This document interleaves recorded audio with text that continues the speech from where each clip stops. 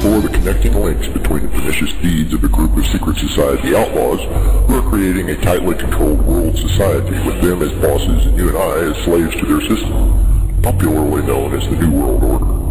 Research indicates that most of the unexplained craft we see in our skies are from somewhere on or inside our planet. This led to research of the Hollow Earth and subterranean theories in the 1980s and 90s, which in turn led to the realization that the answers we seek are in the control of a number of elitist groups and secret societies that we call collectively the Controllers. Even a quick look at recent world events should convince anyone that the Controllers' plan is working very well. It is these things we explore on this radio show. Join us as we work towards unraveling the secrets.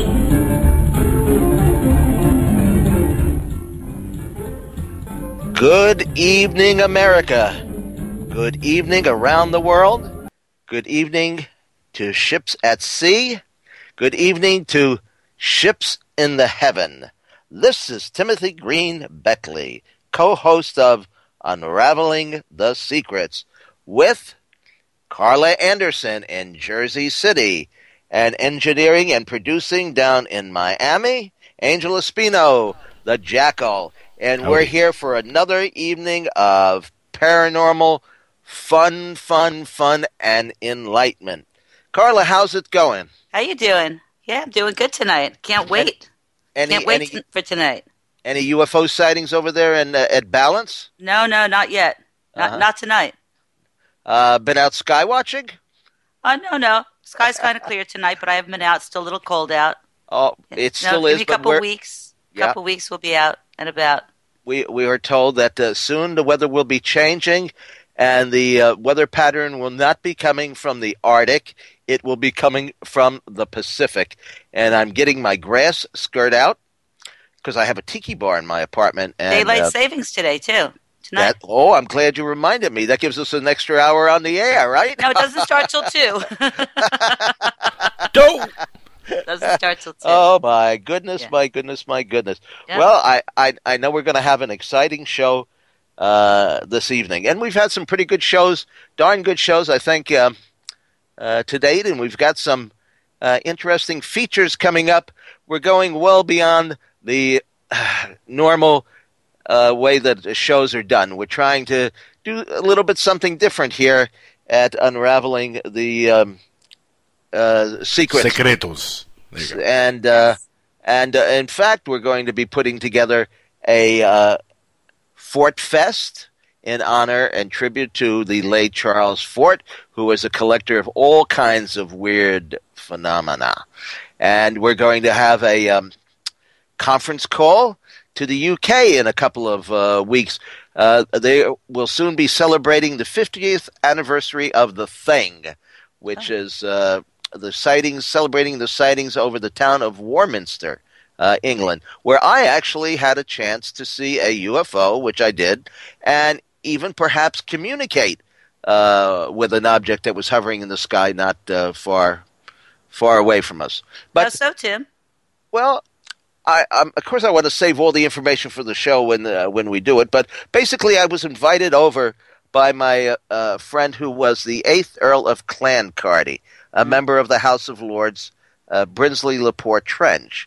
And after I delivered a talk, an hour discussion on the subject of UFOs before this unofficial a group that was a member of Parliament, there are a lot of, like, even the UN here has groups that are not officially sanctioned, but they have meetings and discuss different subjects. So I was invited over there to discuss UFOs.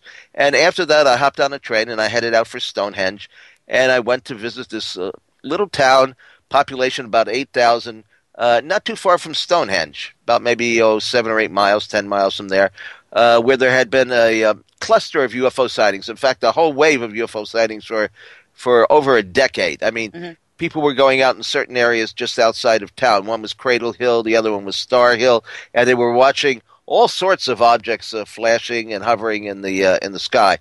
In fact, we just published a book called UFOs: Keys to perception by the late Bryce Bond, who was a radio commentator. Well, he was actually a disc jockey here in New York, and he quit his job after coming back from Warminster. He had some sort of abduction experience or contact experience, face-to-face contact, and he came back and quit his job at the radio station, which most people would figure that's a fairly glamorous occupation, and went out and became a psychic healer. The experience changed his entire life. Anyway, I had the opportunity to meet with Arthur Shuttlewood, who had written several books on the subject, and he was the main focal point of the UFO activity. He was the editor of the daily newspaper. He had started out as a skeptic and ended up interviewing all these people and witnessing all these objects himself.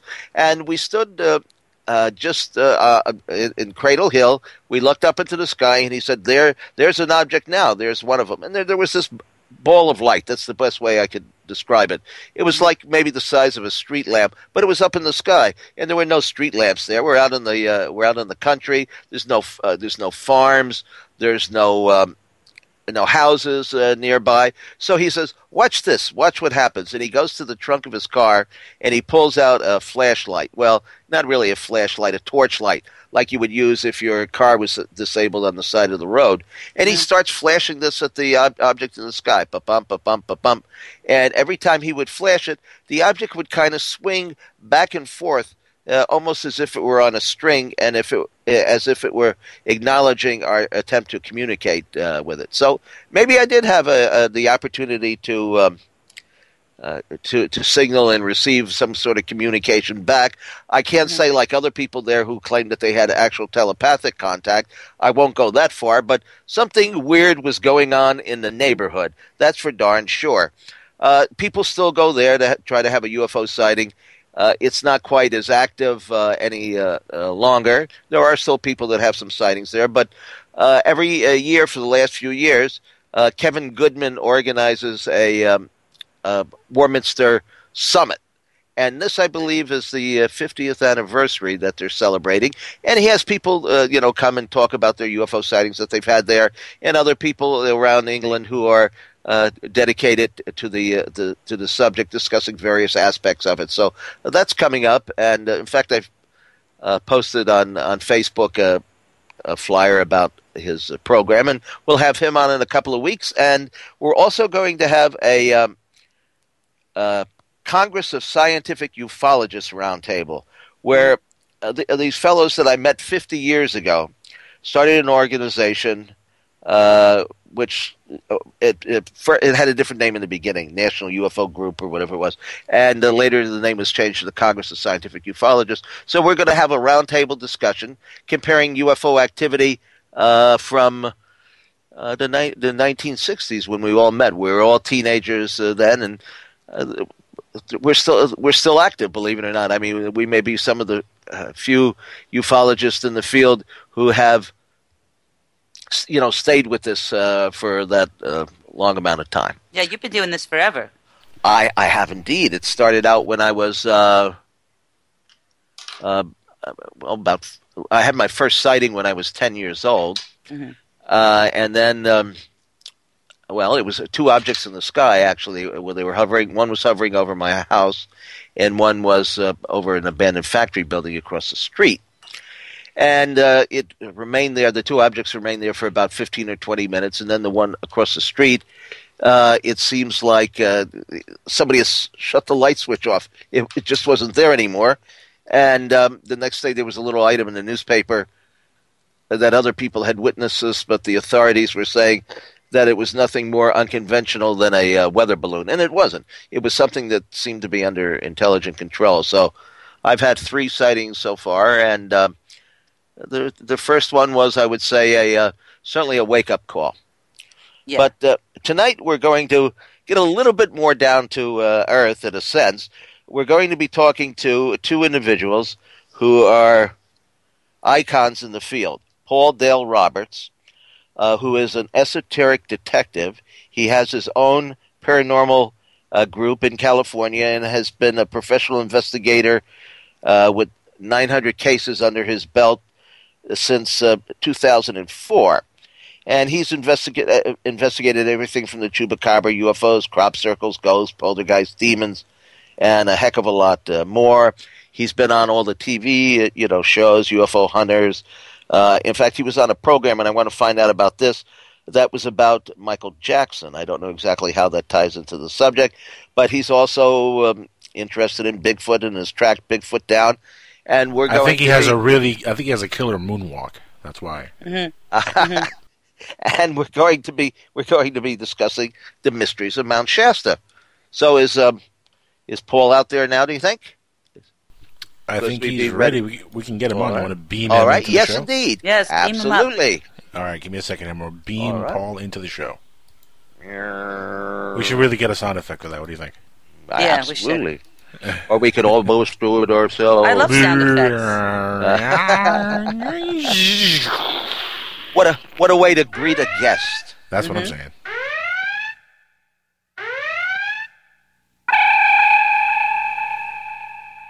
Paul, are you there? Paul Neil Roberts. I'm right here, Tim. Hey, Angel, how's it going? What's up, buddy? Well, hey, you can hear me pretty good then, huh? Pretty decent. Let's clink the beer bottles and toast. Hey, Carla, how you doing, Carla? I'm good. How you doing?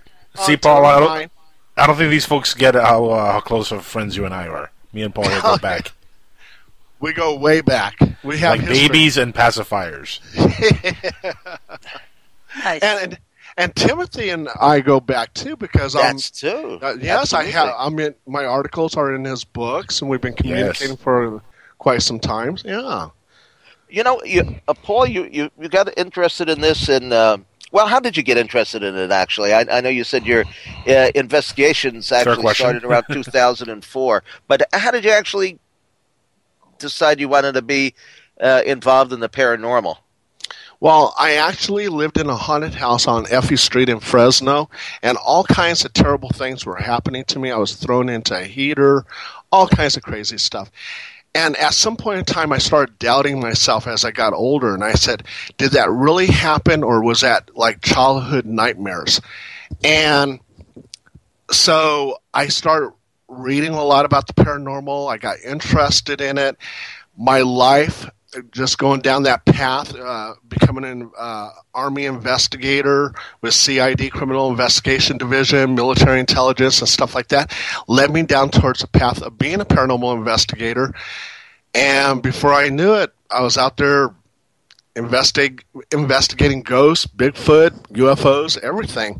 And now I'm actually the owner of Halo Paranormal Investigations. Well, I'm a co-owner. My wife, Deanna Jackson Stinson, is the other co-owner. Paul. Yes. Hi. Yes. Hi, Carla. How you doing? Hi, Paul. Good. So you started doing this in 2004? About 2004, right. But on my own, before I was a paranormal investigating, I was paranormal investigating on my own. So it's like I went to Thailand, the bridge, River Kwai, and just because of all the people, all the torture, murders, and killings over there, I had to go there for myself just to see if I'll experience anything. I didn't have recorders or anything like that, but I just had to go over there and experience it. So I was sort of like doing an investigation on my own, but not really thinking of it as an investigation. Mm-hmm. And going to places like Stonehenge and stuff like that. So what did you come up with at the River Kwai? As soon as you've walked around there, I mean, the air is so thick. I mean, you can feel depression. You can feel like there's something really bad happen there. And I'm not a psychic, but I was talking to some of the other tourists, and they were feeling the same thing.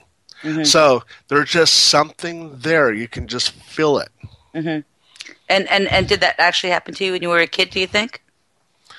Oh, absolutely. Now that I think about it, and as a paranormal investigator, at some point in time, I wasn't even believing in the paranormal because nothing was happening. Then one crazy incident, and I heard this little girl giggling, and Angel's probably heard this story about 1,000 times, but I heard this little girl giggling, and I go, wow, you can hear this. I mean, I could hear it with my ears. And there was 5 investigators in that room. They said, yeah, we're recording it too.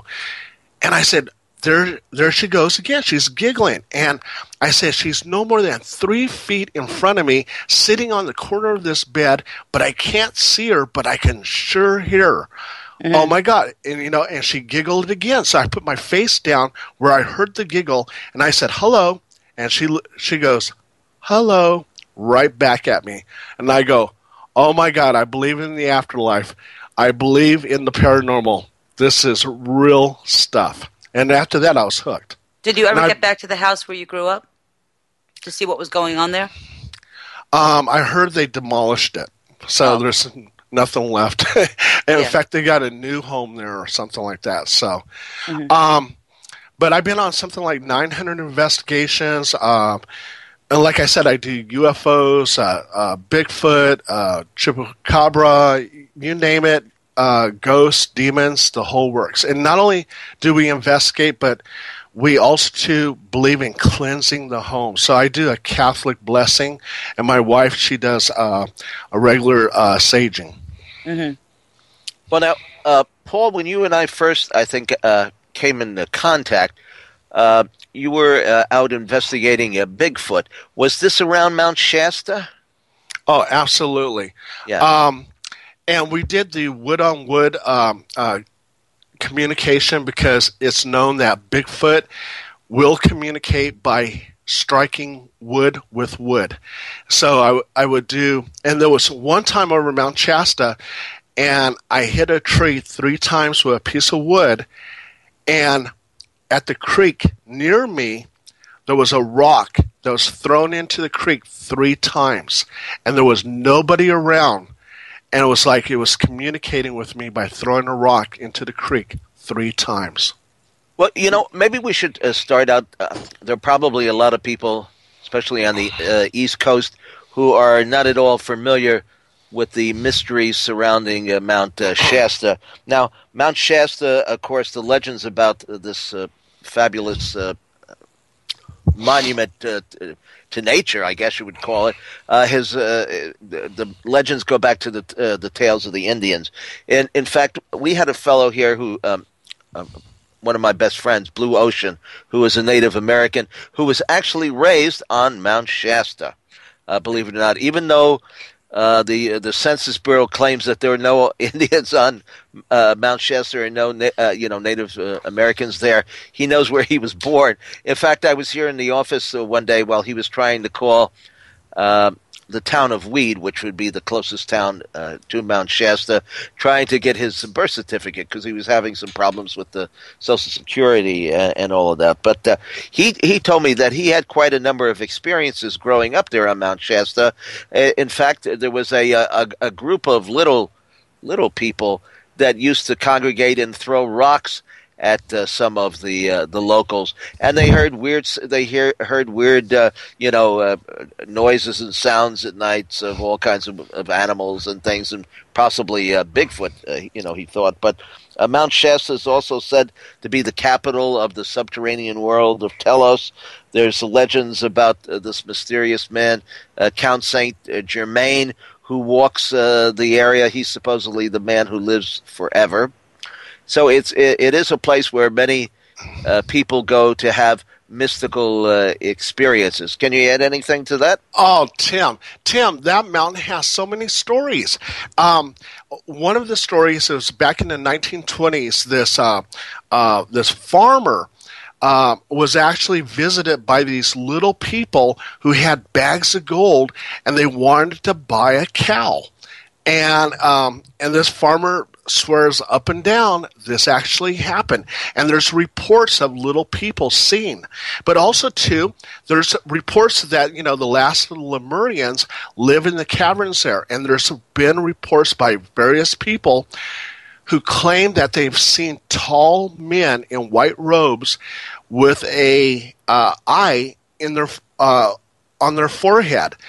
And one of the stories is that these campers were over there cooking some hot dogs, and they saw these 3 guys off on the hill, and they were wearing white robes, and they descended from the mountain. They were floating like 3 feet above the ground, and they came down and just sort of vanished. But they noticed that they did have an eye on their forehead. And there's just so many different stories. We're talking about Cyclops? Well, some people theorize that these are Lemurians. Now, when I actually did my investigation there, I had the secretary of Sylvia Brown with me. She was one of our psychics. And she was really good in feeling things around her. And she goes, Paul, take a picture of me now because you're going to be very surprised. So I take a photo of her, and right in the background is a tilted silver disc UFO. And I didn't see it with my eyes, but when I took the picture of her, right behind her, there's the UFO. So that I experienced, and also too the communication with Bigfoot, where I have no explanation how 3 rocks hit the creek after I hit wood on wood 3 times. So it was communicating back to me 3 times. Now, I've also heard, several people have told me this, that the mountain seems to be very magical. It even has healing powers. I know one person says that they told me that they went there and they had terrible eyesight. I mean, just bottle glasses. And after being on Mount Shasta for a day or so, their eyesight was greatly improved. I mean, I can't vouch for that, but I have no reason not to take the word of that particular individual. There does seem to be certain places around the planet that are great energy sources. Another one would be, of course, Sedona in Arizona, and probably Stonehenge or around that area, certainly. The pyramids in Egypt. Have you found other areas that you think are magical, Paul? I've been to Stonehenge, and that place does feel mystical. I can't explain it, but you're sort of like you're overwhelmed with sort of like happiness, and that's what I felt there. Yes, there's many, many places that have that strong pull, mystical pull, like Mount Shasta, and I think everything is connected by a ley line. I was just gonna say that you read my mind, but the heck, that's the type of program we're on here, right? Yeah. Exactly. Yeah. And here's a funny thing too about Mount Shasta. Bat Squatch was seen in Mount St. Helens. It was seen in Mount Rainier, and now it's seen at Mount Shasta. Bat Squatch? Yes, Bat Squatch. No, come on, you're teasing us. No. Bat Squatch? No. Yeah, you can. Is that the guy in the Is that the guy in the Weekly World News? No.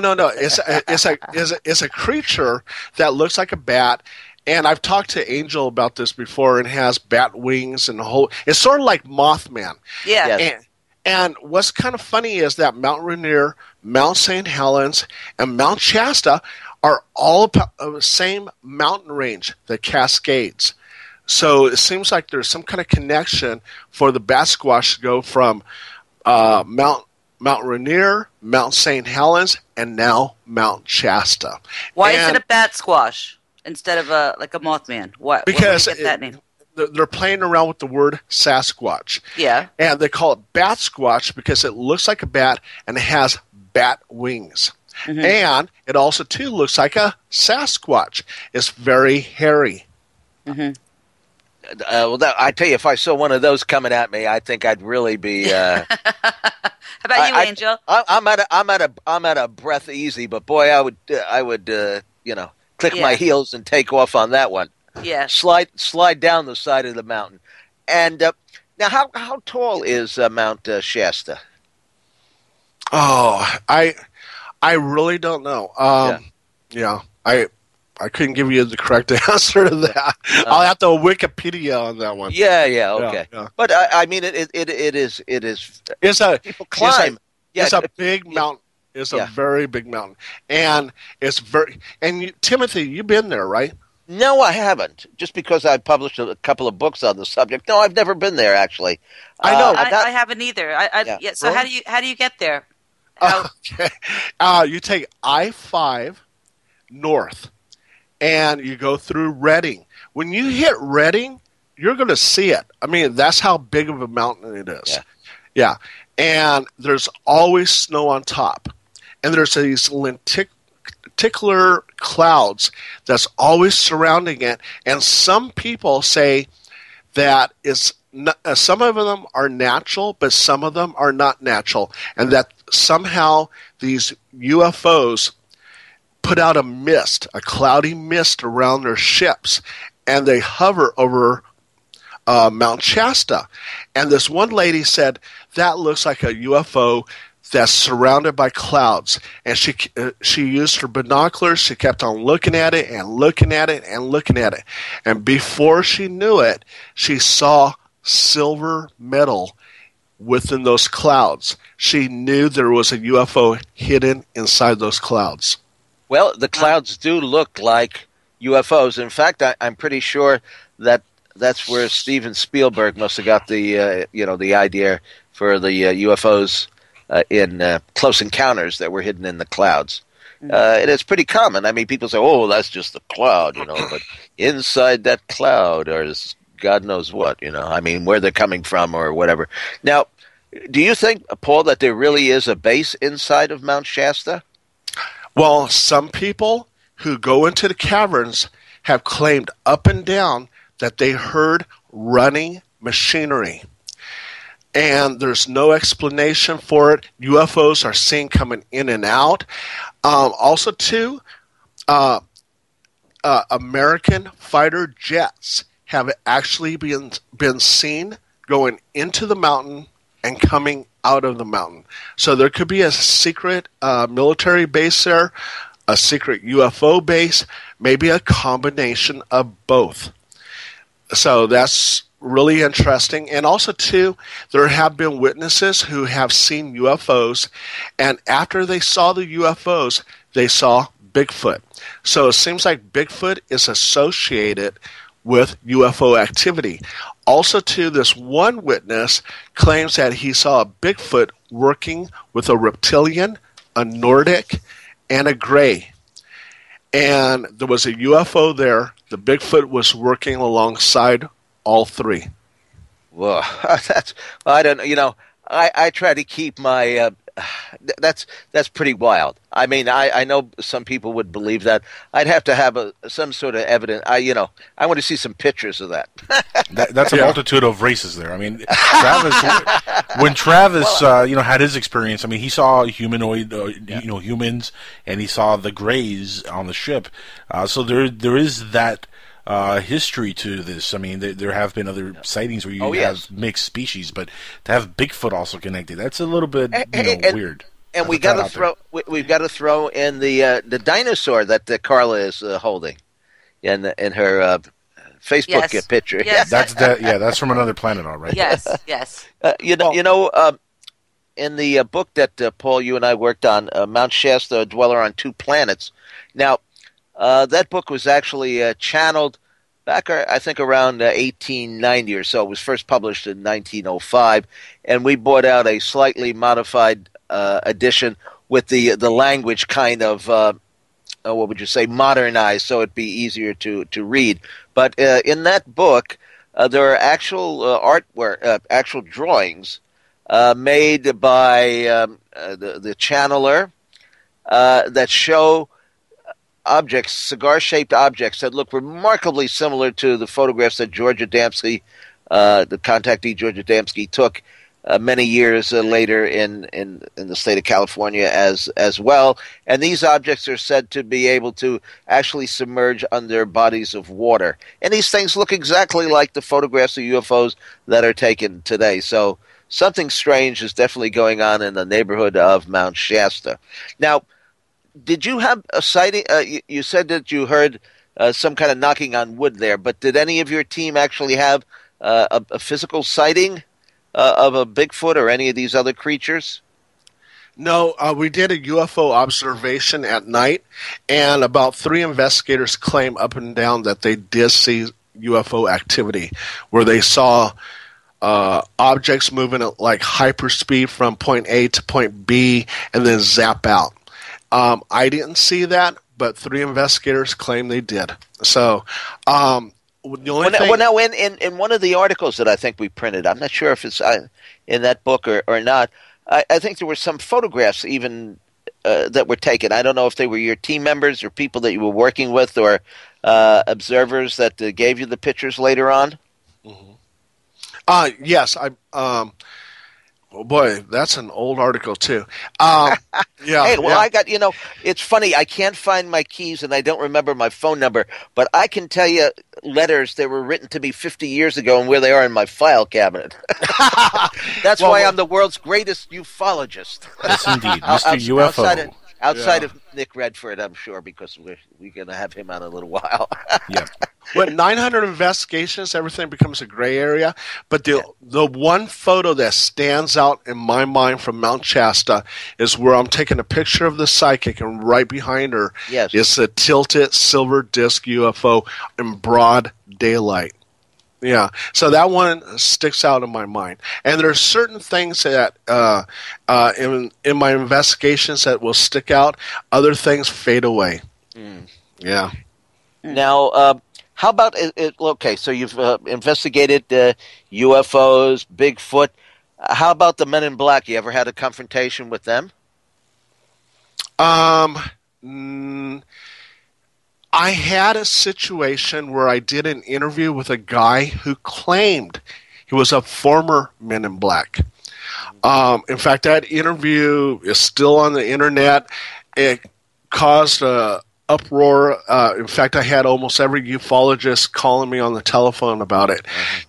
But this guy claims that somewhere in the South Pacific that at a young age he was trained to be a Men in Black. And what was unique, and I can't think of the island's name, I would have to look at the interview again, but these ufologists said that's not really advertised that much, but there's a lot of UFO activity on the island that he was talking about. And because of the fact that there wasn't that much publicity about it, they felt there was some form of truth on what he was saying. And what they think is that he's not a Men in Black, but he was a disinformation officer that contacted me because he knew I was going to put out the information, what he was telling me, and that's what caused the uproar. You know what I was very curious about in your credits here. You mentioned a special that you were on, Michael Jackson, You Are Not Alone, In Search of His Spirit. How did you manage to get on a show about Michael Jackson, and how does that relate to the paranormal? Simone! Okay. Well, I wrote an article about... Wait, let me get my glove here. Uh-oh. Go ahead. I wrote an article about Richard Trenton Chase, a.k.a. the Vampire of Sacramento. And he was a serial killer right here in Sacramento. And because of that, 2-4 Productions in England got a hold of me, and they made a documentary about this serial killer. Well, because they knew me, they were also doing a documentary on looking for the ghost of Michael Jackson. So they contacted me and said, hey, meet us down in Los Angeles because we're doing this documentary. And boom, that's how I got in there. So did you contact Michael Jackson?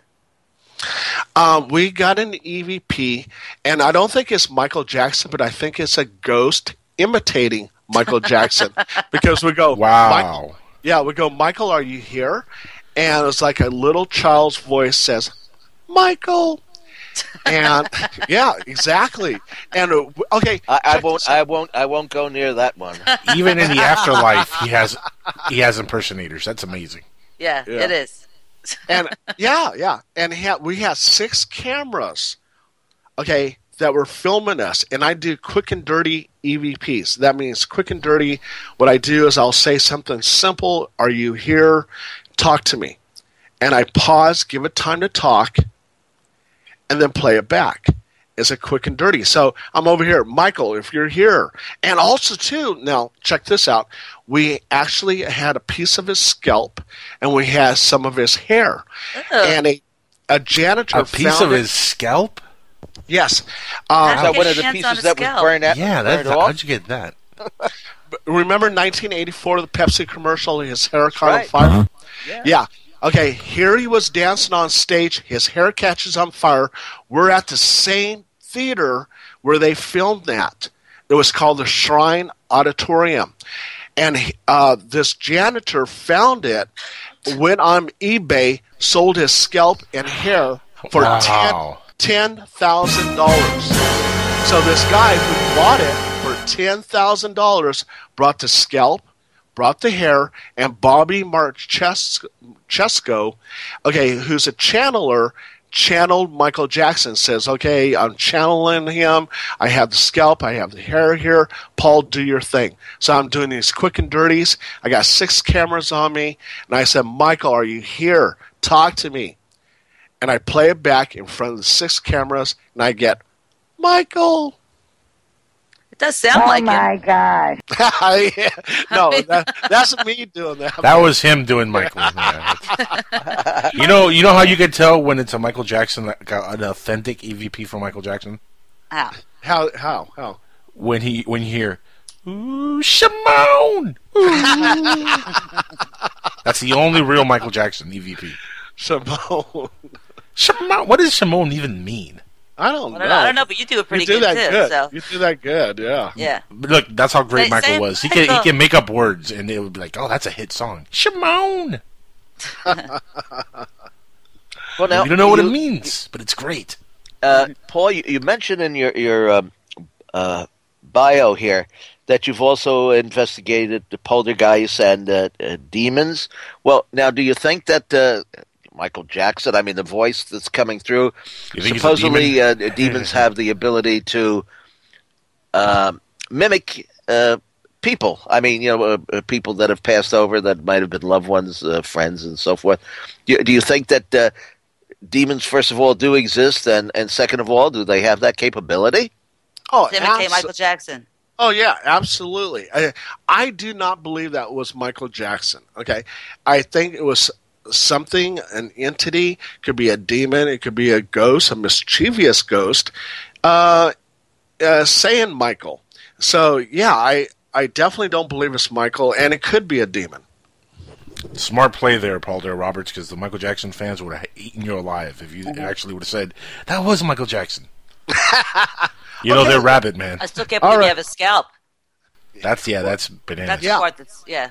That guy paid $10,000 for a piece of his scalp and his hair. Yeah. Well, some people might think that he got scalped, but Jesus. Yeah. Oh, that guy needs his secrets unraveled. Oh my goodness. And now check this out. He's taking that scalp and hair and making a diamond. Whoa. How? How does that work? They compress it so hard they actually create a diamond. Yeah. Yeah. This guy's got too much money. Yeah. Oh, yeah. And way too much time on his hands. Yeah, he was definitely rich. Yeah. Man, well, he could. Why doesn't he? He could sponsor the show then. That's what I'm saying. Yeah. Hey, so what about demons then? I mean, are they really the henchmen of Satan? Do you believe in angels and Satan and the biblical, references to all of this? I definitely believe in angels, and if there's angels, there's got to be demons. There was only a couple cases where I actually thought it was demonic. Everything else I kind of think is BS. A lot of people go, oh, we got a demon in the house, and I see a demon in the carpet, blah, blah, blah. Do you see the demon's face? I'm possessed, but how come you're not spider walking on the ceiling? It's like, I'm you don't do Missouri. That?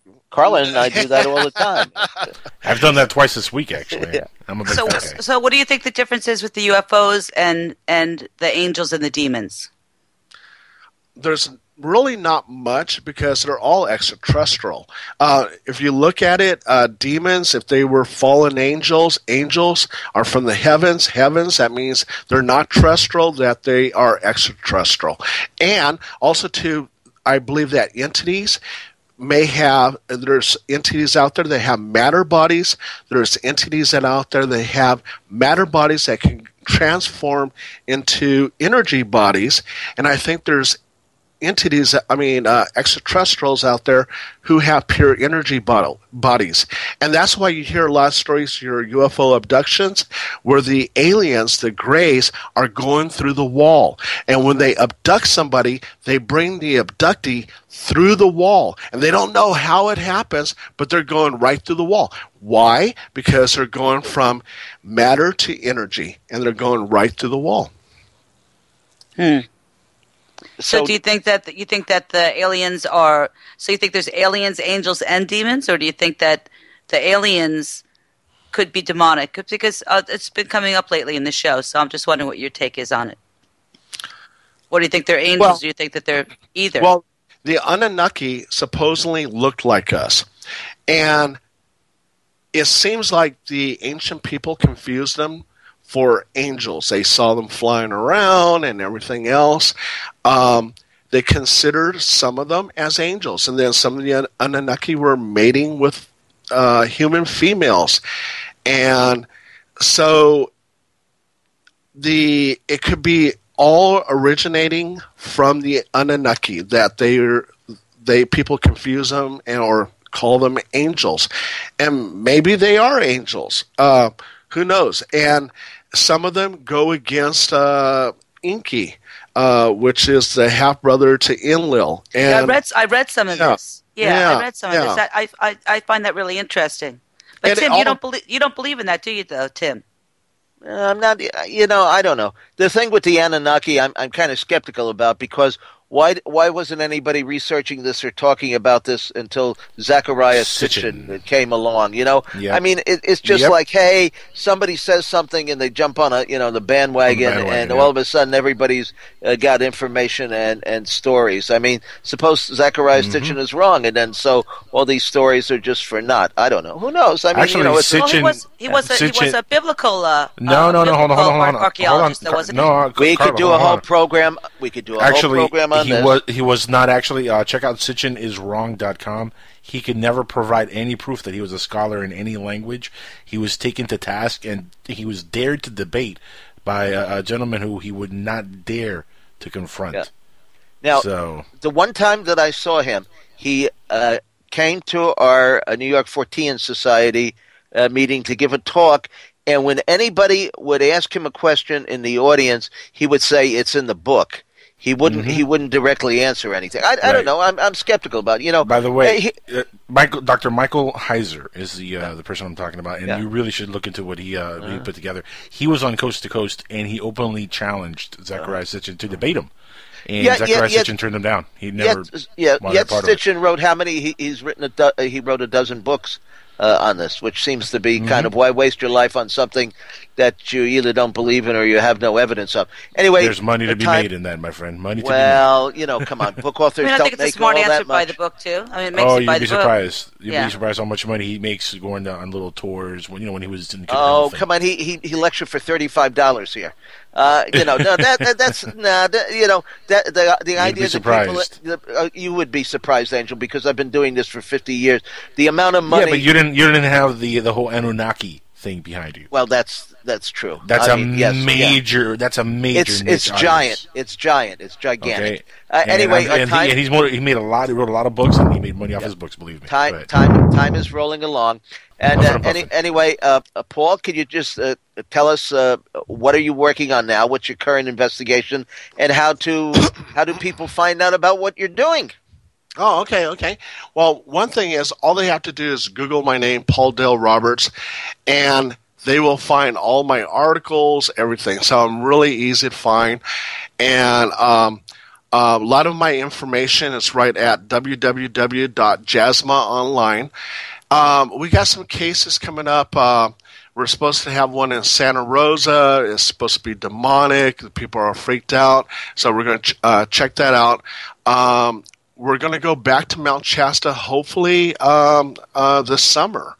So well, maybe I'll join you. I'll skydive in. Me and Carla, Nice. maybe me and Carla will skydive. Mhm. oh yeah, And yeah. Angel will be piloting the plane. I want no part of that plane. No. I like my feet on the ground. Thank you very much. Anyway, Paul, I want to thank you for being on. You have some fascinating information, and I'm sure we will hook up again and rock and roll all night. And watch out for Bigfoot. That's all I can say. Thank you, Paul.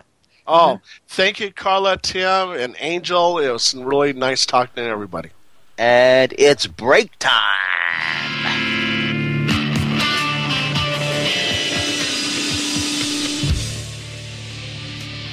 We have with us Nick Redfern, the ultimate UFO pop star. Nick, now, depending upon when this bio I have here in front of me was written, Nick has authored more than 30 books on UFOs, lake monsters, Bigfoot, the abominable snowman, Hollywood scandals, memories. Some of the titles are Memories of a Monster Hunter, The Real Men in Black, The NASA Conspiracies Keep Out the Pyramids and the Pentagon. The list goes on and on and on. And Nick is a great writer. I mean, And a zombie book. We'll get to that in just a second. But Nick is a great writer. You know, there are other people who can turn out volume after volume, but they leave a lot of loose ends. Well, Nick is not only is he a good author, but he's a good researcher as well, and a friend of mine, and I welcome him to the microphone here this evening. Nick, how are you down there in Texas? Hi, guys. I'm doing good, thanks. Yeah, Hi, I know Nick. you were scheduled to be on last week, but you got silenced? Yeah, not by the Men in Black. I was going to say, weather I was going to ask, was it the Men in Black? yeah, it was just the weather, and it knocked everything out. And actually, Wednesday and Thursday of this week, we got another 4 inches of snow, and it's sort of, it's That's my plunging biggest below fear. freezing. That's my biggest fear is during a snowstorm to be in a blackout as well. Because it's just way too much. Well, I grew up in England, and we get a lot of snow there, and so it don't really bother me. I don't mind driving in it or whatever. But when you sort of lose your electric or whatever, then that's not much fun. Yeah, not good. Now, Nick, how long have you been researching all of this? Now, I've known you, I don't know, I guess we did our first radio show maybe 6 years ago or so. In fact, you told us about a very strange incident in your home where you saw something that resembled a werewolf. And, of course, we want to hear about that. But you were writing about music, is that correct? Yeah, well, what happened was when I finished school back in England, I wasn't really the best pupil. Actually, to say the least. I was one of these who I didn't really understand why I needed to learn algebra, because who uses algebra when you left school? When you leave school, nobody uses it. Mm-hmm. What use was it me to know what the rainfall is in Argentina or something, And I just didn't enjoy it. I didn't like the fact I had to wear a stupid school uniform and all this business. And so I just literally, because you can leave school at 16 in England, and what happened was I was still due to have another year, but you can leave, so I said I'm done and walked out. And I didn't know what I was going to do. I went from being at school to being in the big wide world, and didn't graduate or nothing. I was one of those destined for, I don't know, writing books or I don't know what. But anyway, what happened was, just purely by chance, I was looking around and I saw that there was an opening on a new magazine that was being launched called Zero. And it was basically for sort of teenagers and, people in their 20s. And it would cover music, fashion, entertainment, that kind of thing. And they were looking to take people on just out of school and whatever. So I thought, well, this sounds interesting. So I went for the interview, and they said, well, you'll be sort of interviewing bands and going to concerts and reviewing them. And how you does couldn't that turn sound? that Well, down. Huh? Didn't want to turn that down.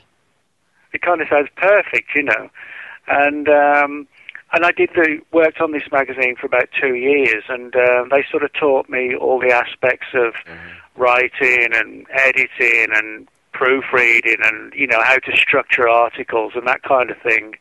And although I wasn't very good at school, I'd always enjoyed reading. I was a big reader, even though I wasn't particularly good at school. And so that appealed to me. And it's kind of one of these things where I guess different people can do different things. I found I could write. Somebody else could be like a great carpenter. Somebody else could be, an artist or a car mechanic. They've just got that talent, and so I enjoyed doing it and got sort of positive results. And I could just turn up in jeans and t-shirt and get paid for interviewing bands and that kind of thing. Well, the music field was certainly a trading ground for many a writer. In fact, I went through that period as well. Of course, I was more of a rock and roller, I guess, would be considered classic rock today, but it was the pseudo forerunners of heavy metal. In fact, the first band that I went backstage to hang out with was Black Sabbath. I was walking by the Fillmore East, and there was a biker who was working security, standing there, and for some reason, instead of growling at me like a lot of bikers would, we got into a conversation. And the guy said to me, "You want to go inside? You want to go backstage?" And I said, "Sure." So I went backstage, and I've never come out. I spent 40 years. I think I spent 40 years backstage with just about every band from Black Sabbath to the Rolling Stones at Madison Square Garden, and I had some interesting times. I mean, it was.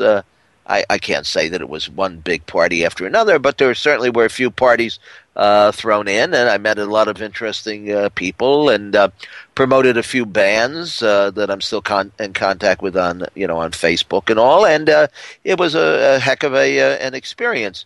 But then I've written about everything. I've edited 30 different magazines, most of which never lasted more than like 2 or 3 issues, except for UFO Universe, which lasted 11 years before the bottom of the magazine publishing business fell out.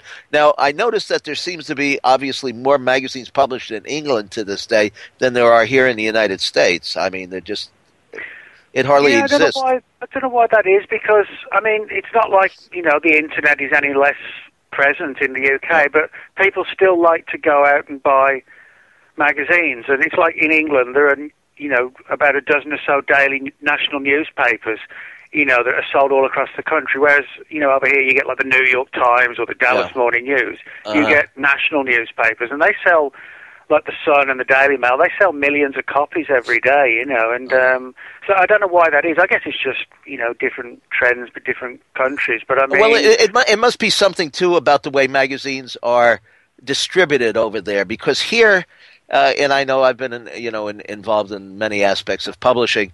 You end up printing, 90,000 magazines, and you end up selling, a certain percentage, like 25, 35, maybe 40%, and the rest of them are into the shredder or sold at flea markets with the top of the front page ripped off or something. But there's nowhere to buy a magazine anymore outside of Barnes & Noble. Even here in Manhattan, there's like one place down in Greenwich Village that I know of that has a selection of magazines. Otherwise, the magazine shops are now selling lottery tickets and cigars. Excuse me, gentlemen. Gentlemen. Yes. Oh! I hate to interrupt, but I want to hear about the werewolf. No. Well, that came a long time later. No, that was after. Just one other thing I would say. I still actually do a lot of sort of music stuff and just mainstream journalism, because, a lot of people, I'm sure, as Tim knows, writing can be a very sort of precarious job, self-employed. It's got to be a passion. You've got to have a passion for it, but when it's your job as well, it is a precarious job unless you're like Stephen King or J.K. Rowling. So, I do a lot of, people sort of, I guess, know me for writing the books, but I mean, I do a lot of regular magazine and newspaper work, and I'm actually a regular feature writer for Penthouse, and a lot of people don't know that. Well, I used to be the movie review critic for Hustler magazine, and there's actually one gal who does promotion at Penthouse that I still know, and a fellow who used to work there who lives in Texas somewhere, maybe it's New Mexico, Tom, who's an old time friend of mine. So I'm surprised they're still publishing, because most of the adult entertainment or male sophisticates, are what they're really known of in the magazine trade, are online now to find even a newsstand. Yeah, even 7-Eleven you can't find a Playboy anymore, I don't think. Not that I've looked yet. I've always bought them for the articles myself. Just saying. You got to look higher, Tim. Higher shelves. You know what I mean? Oh, okay. So Nick, Nick, what changed the direction from music to all of a sudden writing about other things? Well, it wasn't so much that I sort of changed. As I said, I still do a lot of it. I guess it's just you're more. But did you have an experience that led you down that path? No, I didn't, but my dad did. He was in the British Royal Air Force and worked on radar, and he had a couple of UFO incidents where they were tracking these weird things flying across the English Channel and the North Sea at sort of fantastic speeds and doing all sorts of weird maneuvers. And so even though this was back in the 50s, and even though they had no idea what they were, the first thought was, well, it's got to be the Russians, even though that seemed unlikely. So they scrambled aircraft to try and intercept them, and the pilots just couldn't get close. But the guys who were reading the radar screens were saying that the objects were clearly reacting to the presence of the aircraft. They'd move away and play like games of cat and mouse with them. And my dad was brought in because he was a radar mechanic, and he was brought in to check if the equipment was actually malfunctioning and it was causing, a glitch that wasn't really there, but it actually wasn't. And then they found out that other bases along the east coast of England were also tracking them. And this happened over 3 nights, and my dad was basically, they were all told, you won't talk about this. And my dad didn't tell me till I was about 13, 14, and that's what got me interested. But as I said, I'd always been a big reader, and, I was reading sort of John Keel stuff at, 13, 14, after, my dad told me the story, and I got interested in, like, John Keel and Brad Steiger, things like that. Mm-hmm. And after doing the sort of magazine work for a few years, I thought, well, why not try and combine the two, the background I'd sort of developed in writing, and combine it with the interest that I developed in paranormal stuff. So that's pretty much what kicked it off, was sort of my dad telling me about his experience. Mm-hmm. And so I got him to blame for it all, I guess. Yeah. Interesting. Interesting. So only because people seem to enjoy it. Tim said you did a book on zombies as well? Yeah, that one came out last year. It's called The Zombie Book. Very stunningly original name. And what was your take on the zombies? I hate zombies. Oh, you do? Oh, well, you better not read the book. Better not watch Walking Dead. Jesus. Yeah, I mean, everybody wants to survive. I don't want to survive. It just sounds like a horrible way to live, It's just, it doesn't look like much fun. Well, basically, the book is like it's. I think it's actually the longest book I've done. It's like 400 pages and about 150,000 words. It's like an A to Z style book on everything to do with zombies, whether in movies, TVs, novels, but also in the real world, with there are entries like on voodoo and attempts in the past to raise the dead and things like this, and entries on viruses and how real world viruses work versus the sort of the fictional viruses of like zombie movies, and also entries on how zombies have changed over the years. If you get today, zombies are either shambling or fast running, but it's all connected with like viruses and the end of the world. But if you go back to like the movies in the 30s and the 40s, like I Walk with a Zombie and King of the Zombies, they weren't actually people who were dead. They were sort of mind controlled via voodoo and hypnotic techniques. And so, in other words, it was really only with George Romero and a couple of earlier films like Plague of the Zombies and The Last Man on Earth that really started to cross over, where zombies certainly from the late 60s onwards became solely associated with like the apocalypse rather than voodoo, you know. Mm-hmm. Completely changed the genre.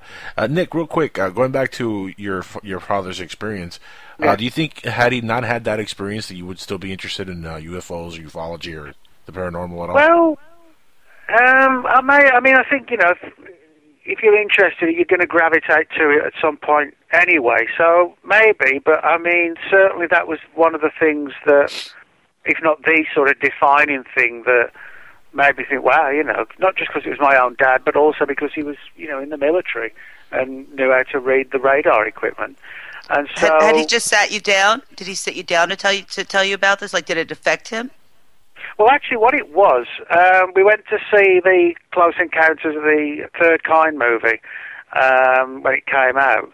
I forget what year that was, but I was like, I don't know, 11 or something like that. But that's 75, I think, wasn't it? 75. Whatever year it was, I don't know. But anyway, he told me the story. When we got back home, he was like, well, yeah, what did you think of the film? I thought it was pretty good. Yeah, I like horror stuff. I'm actually not, ironically, a big fan of sci-fi. But I thought the film was pretty good, and I said that to him, and he's like, well, you know, I'll tell you a story about when we were in the Air Force. And what's interesting is that since he told me that story, I actually managed to track down other people who were also involved in the incidents, other radar people up and down the same coastline at the exact same time, but at a different base. And so that sort of got me interested. And then I guess, you know, that doing journalism, that made me think, wow, you know, I could sort of investigate this and write about it. But I guess I'll never really know. You know, if he hadn't have told me, I might have just sort of stayed in more normal journalism. You would have been doing like a cooking show or something like that. Yeah, exactly. Nick, you know what's funny? The movie actually came out in 1977, a month before I was born. Nick, you make me feel nice. That's crazy. Good for you, Nick. And here we are, all these years later, Nick. Nick, do you remember the first article that you wrote on the subject? What it was about? About UFOs? Yeah. And where do you get your information for the things that you write? That's a really good question. I'm actually not. I forget what it was. I'm pretty sure it was a UFO book. I can tell you who it was for. There's in England up until about 2005. There was a magazine, newsstand magazine called UFO Magazine, put out by Graham Birdsall. Well, of course. Unfortunately, Graham died and the magazine folded. But back in the mid '80s. Graham and his brother Mark, they put out like a self-published fanzine called Quest. You know, they literally photocopied it from Graham. Yeah, I had some copies of that. We were exchanging publications then, yeah. Yeah, and it was like a typical thing, you know, where they just hand-designed the cover and stapled it and photocopied it. And that was for the magazine that I did the first thing for. And I'm pretty sure it was a book review, but I can't remember which one now. Oh, you were saying about was it inspiration? Did you say? Yeah. No. Where do you get? Yeah. Where do you get your information to write the books? Oh, is information. Something that Sorry. Yeah. All your She wants you to give out. She wants you to give your sources live on air. No, I just wonder, like, what, like the different topics that you write about. Is it something that you're interested at the time, or do people bring things to you and then you investigate it?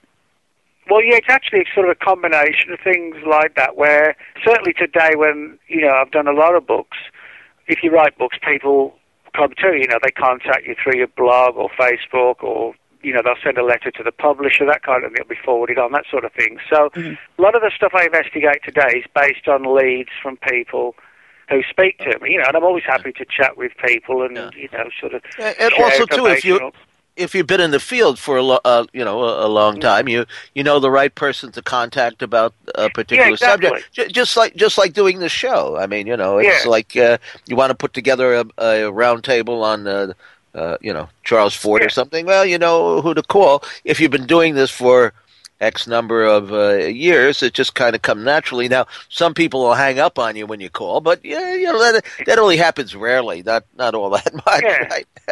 So, Nick, which investigation up to now is the one that you think is the most remarkable?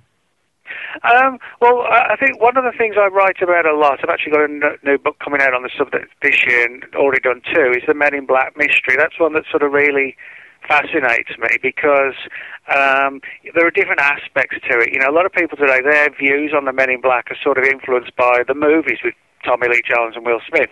But if you go back and read, you know, the original stories from Albert Bender right through John Keel in the 60s with Mothman and everything else, they're clearly not government agents. They're sort of more, I'd even hesitate to say they're alien. They're almost like paranormal, occult-based in many cases. You know, sort of very skinny, pale. They kind of look like, you know, ghouls or something like that, half-dead zombies. Well, that's my theories. Yeah, that's kind of what I concluded was that these are humans that are being mind controlled or manipulated by outside forces or entities or shapeshifters or demons or whatever these things are. But, I mean, there's all sorts of theories, you know, aliens, occult, mind control, time travelers.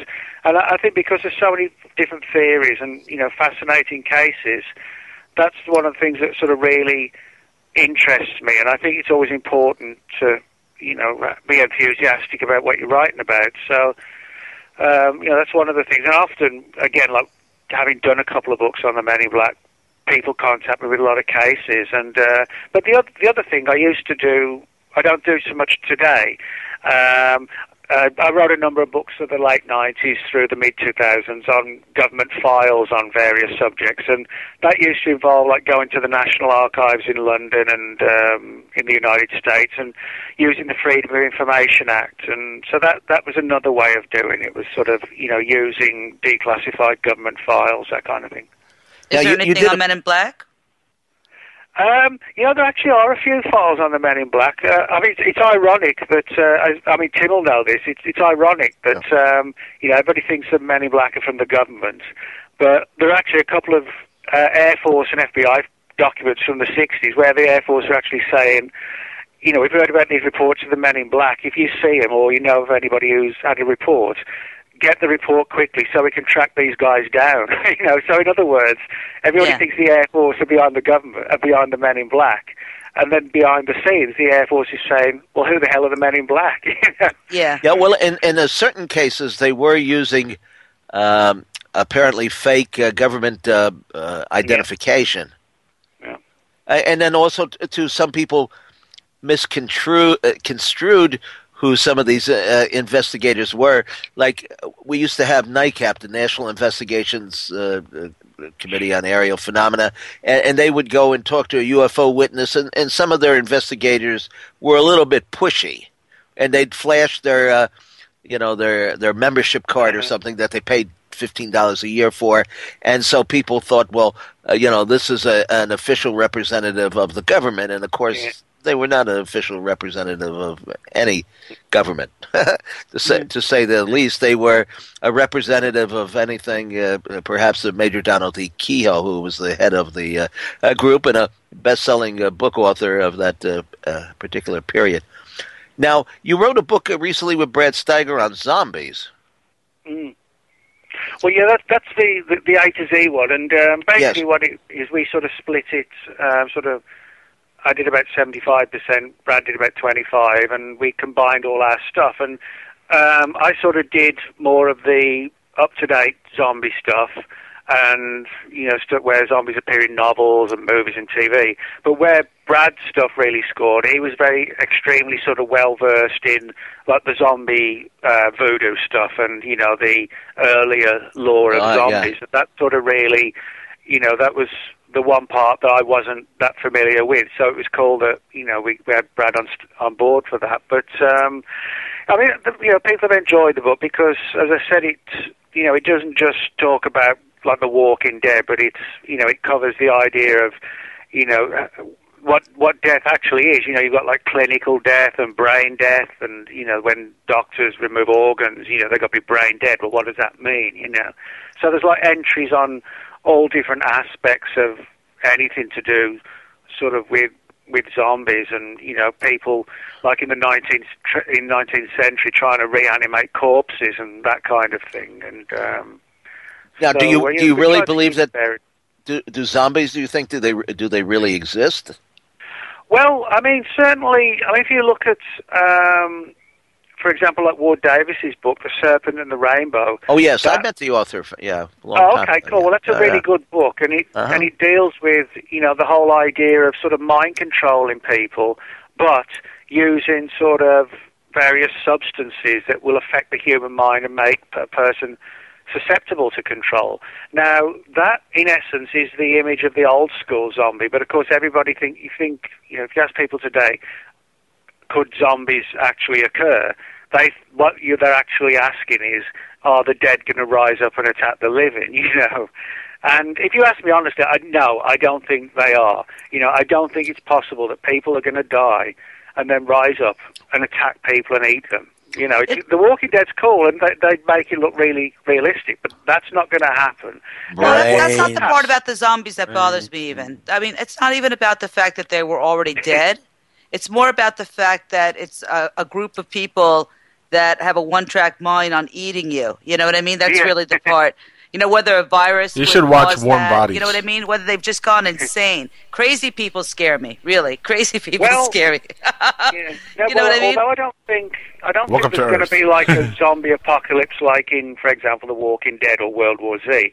What could happen That'd be cool, is that if you had something like a new virus, like, for example, the closest thing in humans to the zombie virus is the rabies virus.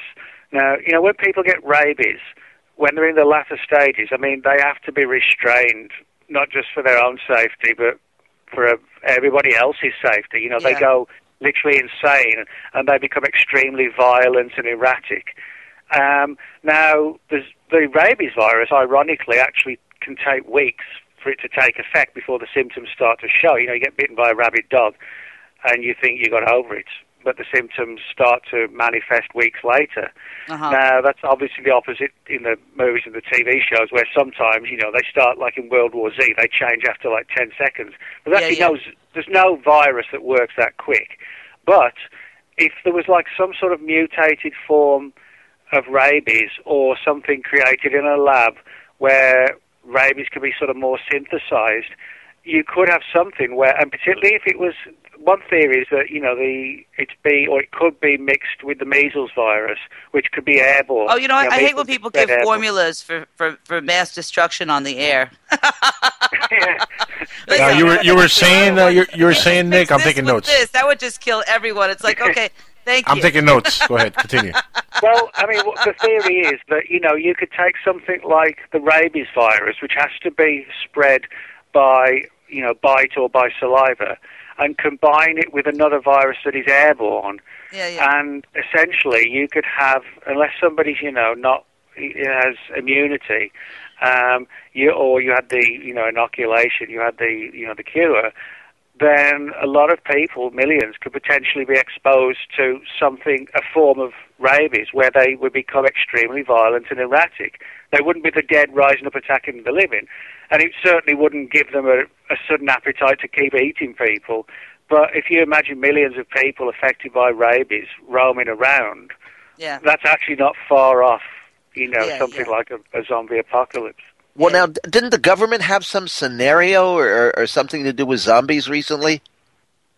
Well, it's funny you mention that, because as bizarre as it sounds, a lot of government agencies have actually put on their websites information about how to fight a zombie apocalypse. This has given rise to like zombie conspiracy theories. For example, the Centers for Disease Control, the CDC in Atlanta, Georgia, which is actually featured in The Walking Dead, got blown up in the series. But the CDC actually has an entire section at its website all about how to survive a zombie apocalypse, and it talks about, if it ever happens, how there'll be emergency management laws to round people up and isolate the infected from the uninfected and that kind of thing. And it's not done from a spoof perspective. And it was shared with, for example, FEMA actually linked to the CDC's article, and a number of agencies have put these articles on their websites, and people have legitimately asked, well, do they know something we don't? Well, that's I don't know. You never know about what the government That's is scary. spending money. That's what that is. What the government is spending money on research, but they won't investigate UFOs. But they have a scenario about zombies. Well, that they do investigate UFOs. they do investigate UFOs. They just don't say it out loud. Well, perhaps that's not, that's why you keep the secret. Well, now, speaking of UFOs, Nick, what do you make out of this? I mean, I know you wrote a book about some individuals in the government, different branches of the government, being convinced that UFOs are demonic in nature. This seems to come up almost every show that we do. Somebody on the panel or one of the guests seems to think that this is a possible scenario. Do you take that with a grain of saltpeter, or do you think that there's sulfur, or do you think that there's something to that? Well, I don't think there's something to it in the sort of typical image that most people have of most people think of demons. They think like forked tails, horns, and fiery pits, and all that kind of thing. That's a belief system that has been instilled through imagery and indoctrination. But I guess, like a lot of people, when I was a kid, the whole thing with the UFO subject was they're nuts and bolts alien spacecraft. Aliens are coming here for whatever reason, blah blah blah. But then as I got older, I began to realize, like with the Men in Black cases, there's like this crossover with the world of the paranormal and the occult. And it's kind of like in Point Pleasant, West Virginia. You had the Men in Black and UFOs in Point Pleasant, but you also had Mothman, this weird winged creature.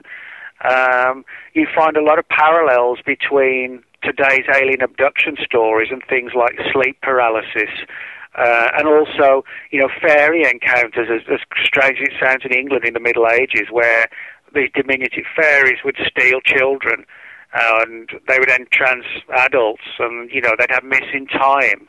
And it's sort of like a old equivalent, if you like, of today's abduction stories. And I think, my view is that there's no doubt there's a genuine, real UFO phenomenon.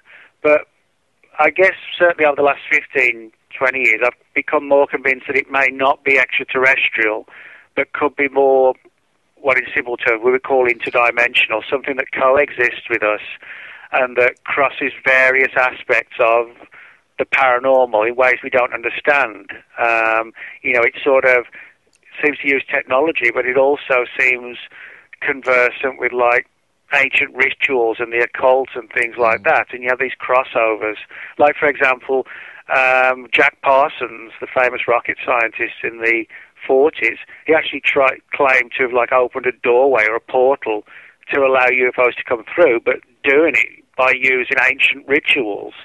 So although I don't think the phenomenon is literal demons as people understand it, I do think there's like a paranormal aspect to the subject, and some of these entities, whatever they are sort of negative and hostile to the human race.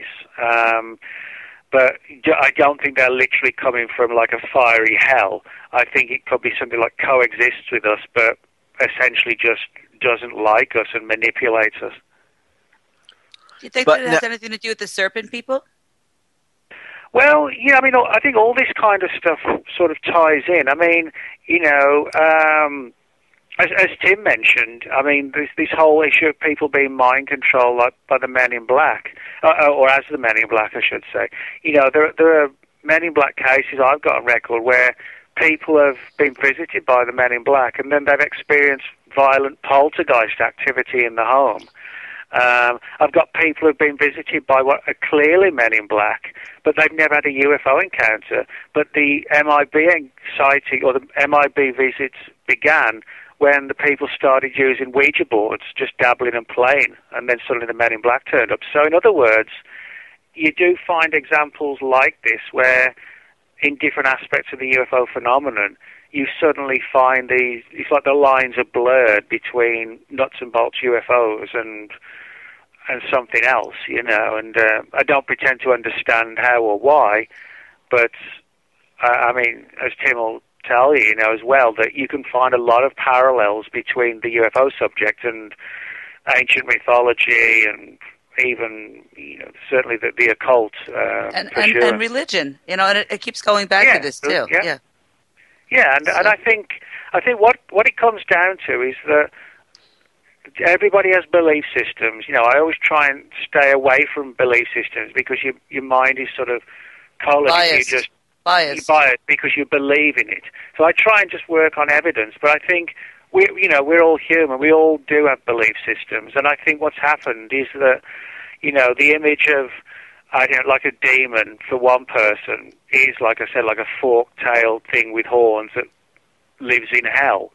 Does the work of the devil. For somebody else, a demon may actually be sort of how the ancients described something hostile that sort of coexisted with us in some other dimension. You could actually make a good case that hell is like another realm of existence, another dimension.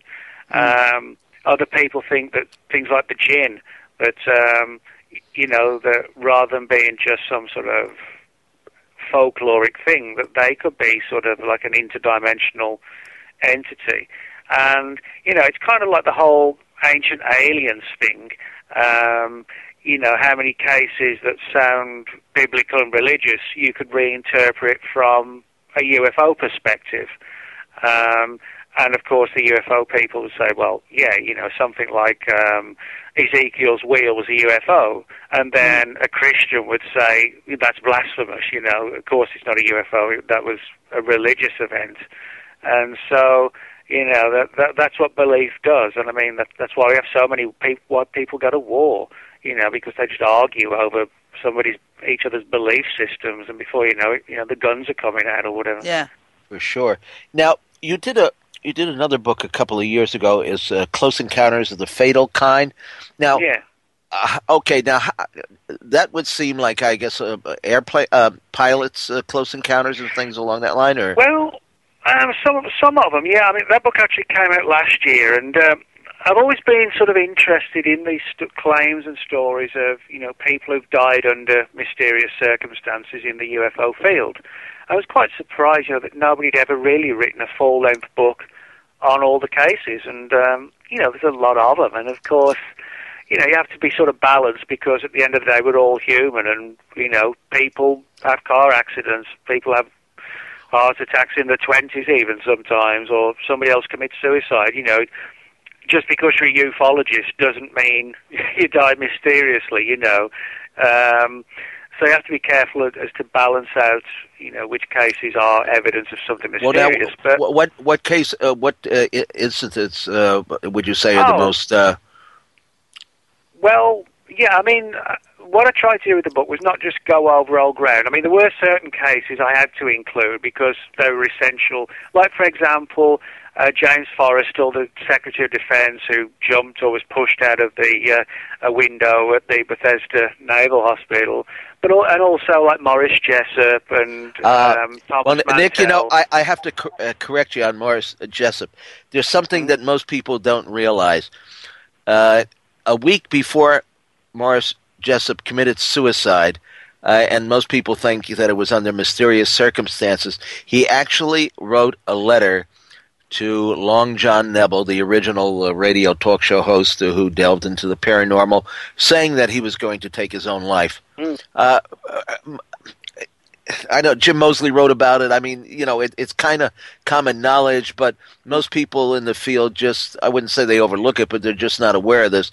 Well, actually, apparently it was something that was planned, yes. Yeah, I mean, I actually do mention this, the fact that, his mind was sort of in this sort of state of turmoil leading up to his death. But there are some weird and interesting things. When I was doing the research for the book, or the chapter, I should say, on Jessup, I found that, for example, long before he died, he had like a really weird car accident, where he suddenly found himself basically at the edge of the road in a ditch. And he actually said that he felt as if something had compelled him to sort of literally drive himself off the road. And he also talked about getting weird hang-up phone calls and people following him. And so I sort of speculate that, yes, he really did kill himself, but what if he was sort of driven to it with some sort of weird mind control thing, And now some people like might Paul say Benowitz in the 80s. Yeah, some people might say that's too extreme, but when you actually find that he, as I said, he had this car accident, and he said he couldn't understand how it happened. He just sort of, he literally had to fight to not drive off the edge of the road. So things like that do make me wonder if some of these cases, they are a genuine suicide, but it has something, an outside But suicide's force a big actually deal. sort of Yeah. provoked it. What would make you take your life? Yeah. No. But there's other ones. I mean, I've got a chapter in the book on the Kennedy assassination. There's a lot of weird tie-ins between people in the UFO subject and people in the Kennedy assassination. Like Guy Bannister, for example, who was one of the people allegedly linked with the assassination, former FBI agent. He was actually one of the earliest people to get heavily involved in the UFO subject in '47, investigating UFOs for J. Edgar Hoover. And, of course, we've got Fred Chrisman involved in the notorious Maury Island case in '47 of an alleged exploding flying saucer over Washington State, who then pops up also in the Kennedy assassination with people suspecting he was one of the gunmen and all sorts of weird things. Now, did you talk at all, though, about some of these cases where our aircraft actually had close encounters and maybe were even shot at, or we shot at the UFOs? Yeah, I mean, obviously I included Mantell, and also like the Frederick Valentich case. But, there are other ones as well. I mean, you made a good point about, where we've tried to blast these things out of the sky. And it actually hasn't ended up fatally for the pilot, but what has happened is, they've just found their weapon systems disabled. So as I point out, in some cases it seems that, it's not always the case that it's sort of overtly hostile. It's more of a warning.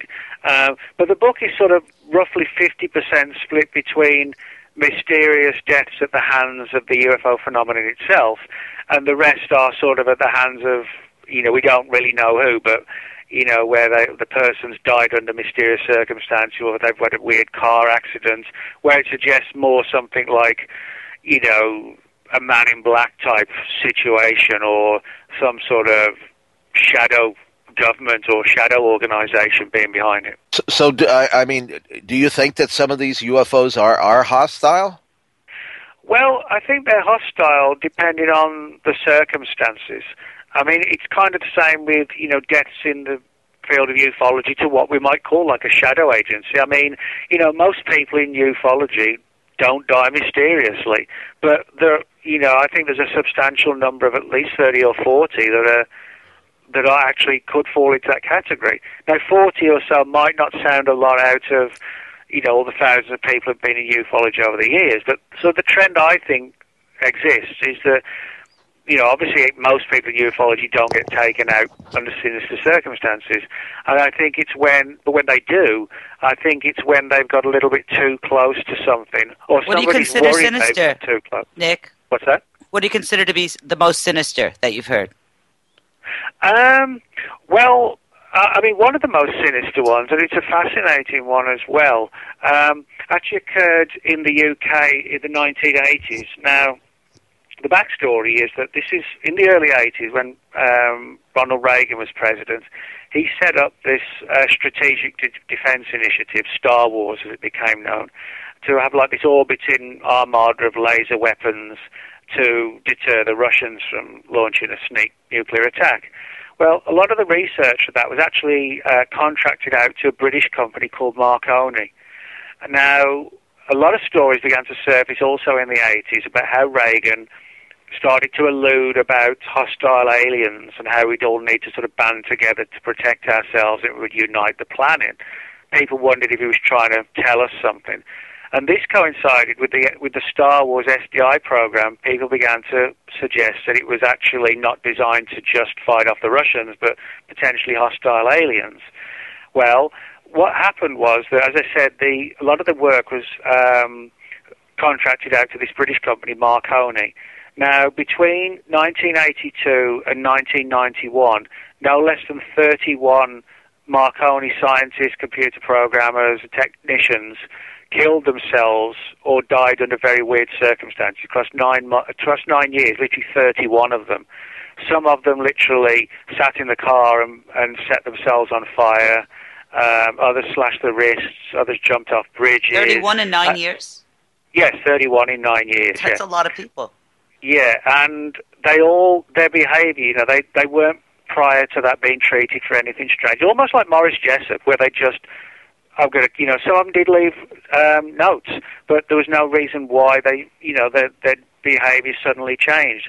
There are others who felt compelled to, they're driving down the equivalent of the highways over here, and felt compelled to drive into front of the oncoming traffic, things like that.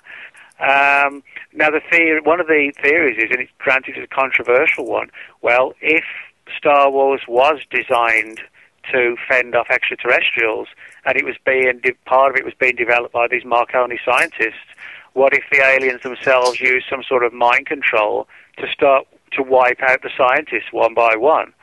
That would be the ideal way to put the program on hold, would be to literally mind control them to kill themselves one way or another. But if you Google Marconi scientist deaths, you'll find the story, and it's sort of fascinating and weird story of all these guys who literally just, killed themselves under the most bizarre circumstances. Give you one classic example when I talk about bizarre. One guy killed himself with carbon monoxide poison in his garage, and what he did, he just opened the garage door as he got home from work, closed the door, and kept the engine running. Now, loads of people have done that over the years. You say, well, what's strange about it? Well, what he did, for some weird reason, he chose to get out of the driver's seat, which most people don't do. He got out the driver's seat and lay on the floor and basically rolled over, and so he could lie horizontal underneath the car. And so when the police were called, because the next door neighbour, could smell carbon monoxide and it was coming out from under the garage door, the police finally got in. It took them like 10 minutes to find him, because the car, it was filled with carbon monoxide. There was nobody sitting inside the car. It actually took 10 minutes to find out he was actually lying underneath the car. He just managed to crawl under the space below it. And, something so bizarre. Why would you even think about doing that? Yeah. Oh, it kind of brings me up to, how about deaths as far as people that worked at NASA, the Space Administration? Because here we are, how many years, decades later, and we've never been back to the moon. I mean, is there a connection, do you think, that any of these people that work for NASA who got us to the moon, have you checked to see if there's any strange deaths going on there? To be honest, I haven't sort of dug too much into just a sort of straightforward space program, although, that is a legitimate area. The main reason being I was just sort of trying to focus on, not just mysterious deaths in like the space race or whatever, but just where there was a direct UFO angle. But I mean, what I would say is that there are a lot of cases on file where not, as I said, I haven't really looked into NASA scientists, but where scientists have died under odd circumstances. As I said, with Marconi, scientists, computer operators and technicians, it was 31. Now, there were other Marconi deaths in the early 70s as well. And, you have these sort of cases like this. And, for example, in the 2000s, there was a spate of deaths in the United States and the UK in the field of microbiology, people who deal with like biological warfare and viruses. I mean, if you again Google microbiology scientist deaths in the 2000s, there's dozens. There's like 30 or 40 of them, and I'm not exaggerating. Dropping like flies. And one of the theories was that some of them were working on like alien viruses, that kind of thing, trying to perfect a virus derived from alien DNA, essentially, where we would be the targeted enemy would have no immunity to an alien virus. So who's behind this, do you think? Well, I mean, people often ask me that, and where I differ to a lot of ufologists is that I actually don't think, people say, the CIA, the FBI, the government, they're all the bad guys. I actually don't think they are, and I'll explain what I mean by that.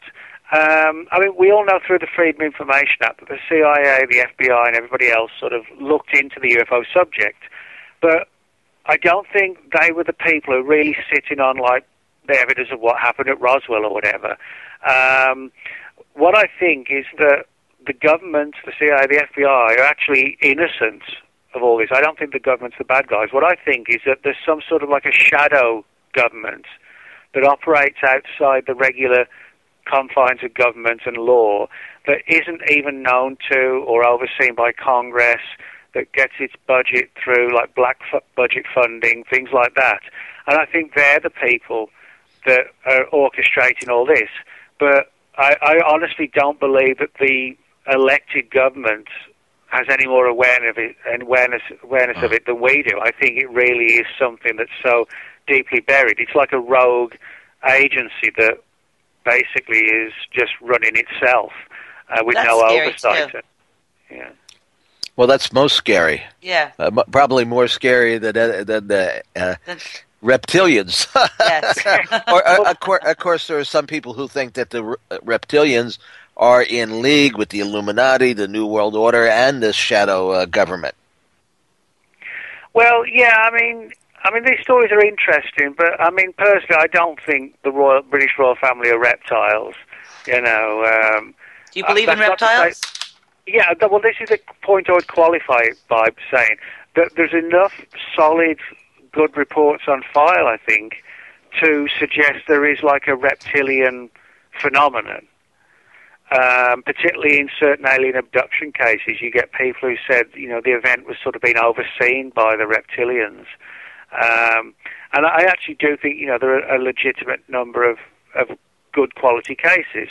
But I think that's a big step from saying, you know, that Prince Charles or Prince William and, you know, Kate are shape-shifting reptiles. I don't believe that at all. I believe it about Bush. I don't know, Prince Charles, I could see him as reptilian. I could see that.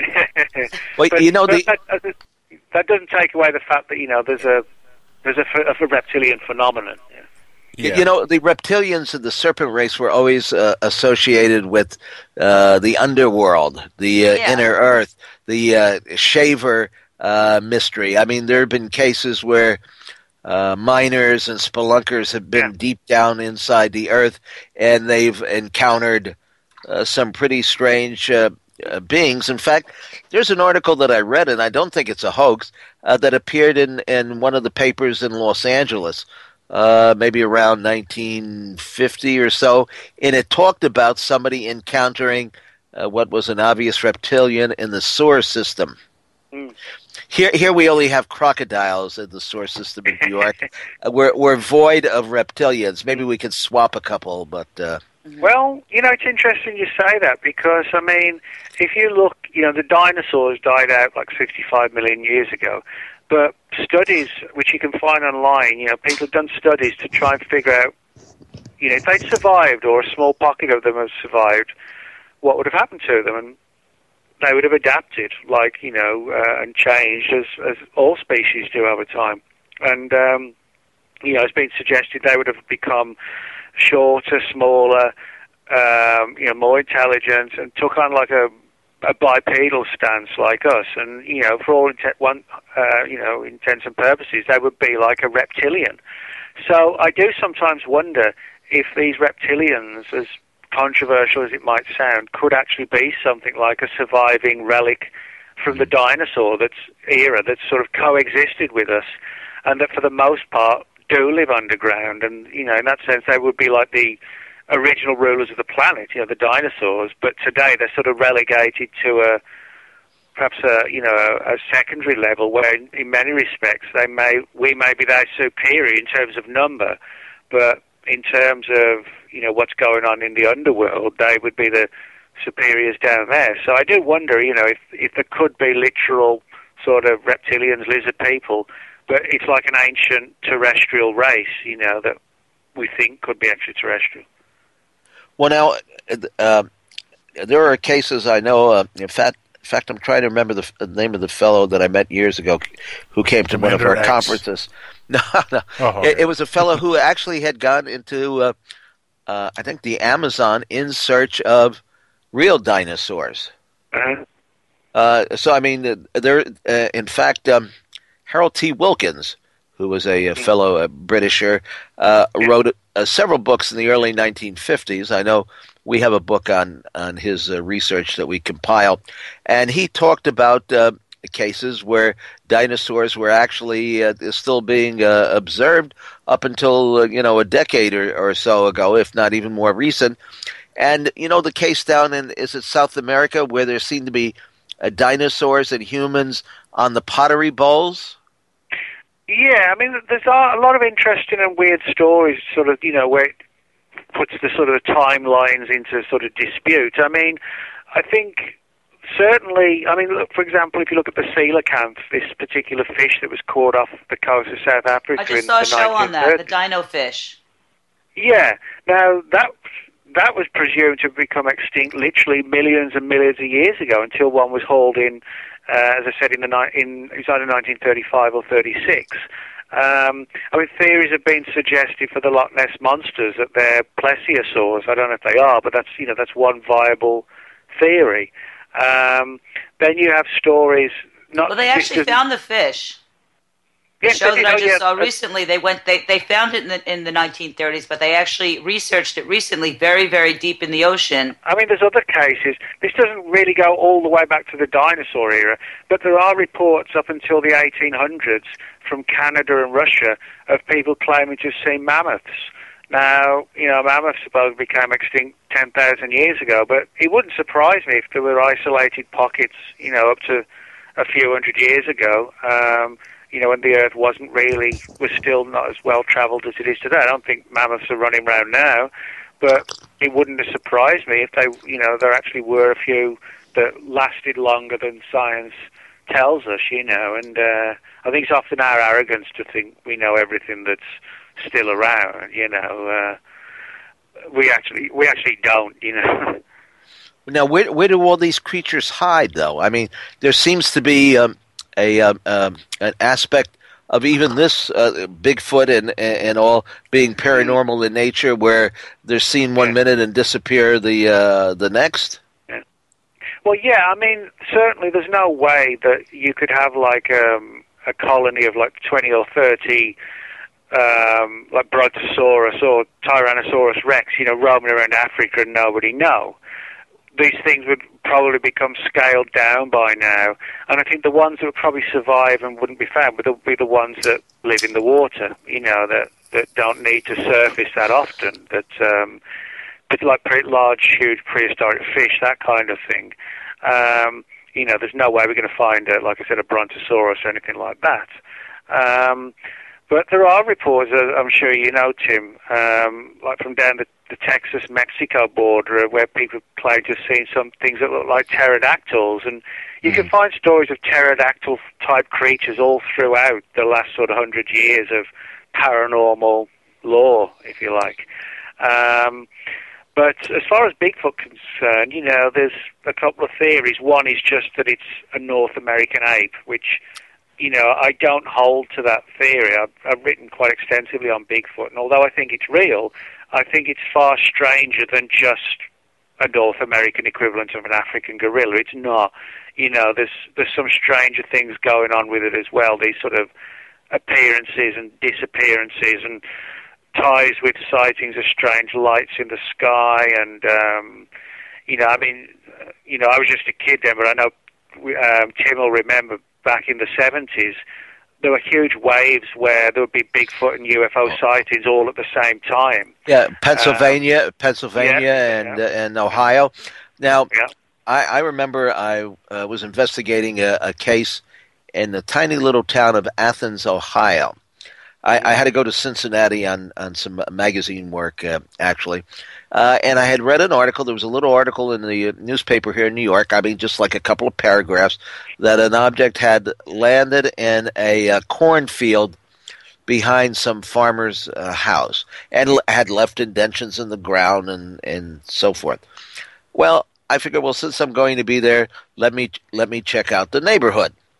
And I went and I talked to the farmer. Actually, it was his teenage son who saw the object land and it wasn't much of a cornfield. I mean, when you think of cornfields, you know, you think of like acres and acres of corn.